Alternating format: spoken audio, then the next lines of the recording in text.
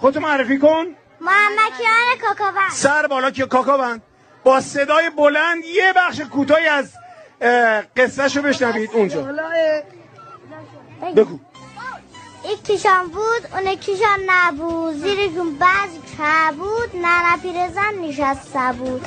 ننه داشت منزوخ میدوخت که یه دفعه دلش یه دنه دختر شخواد. چهارش همچین ردفت کرد، سیله میله وسیلش برداشت، همچین رفت دارد چبر چشم شد.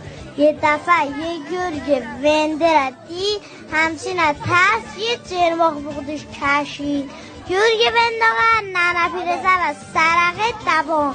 یهو گفت هی ننه کجا. ننه گفت ببند دهنت، عروسی اوقات هست مگه؟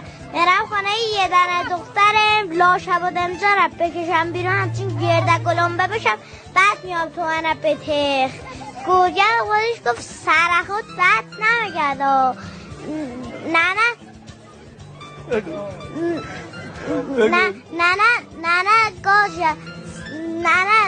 زرتنک جاشد چسبا، همچین تکل گرچه رسید خانه دخترش. همین نرسیدن نادنزی کرد، دلش گرم خانهش زد، اما میدانست این حیوانه صابونه کشته است به دلش که ننه برگردد. خلاص ننه به دخترش گفت آوارش بازار گوی میدان.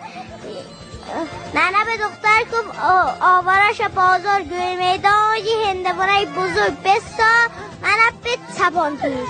دخترش هندانه سپان توش خالی کرد، ننه چپان توش. ننه گفت به گلان، دختر گلان، ننه گیلید همچین گیلید. یه دست به افتخارش بزنید. بسیار بسیار زیبا، با یک لهجه خیلی قشنگ قزوینی این داستان رو برای ما گفت. ادامه‌شو ما میشنویم دیگه. یه دست قشنگ به افتخار خودتون.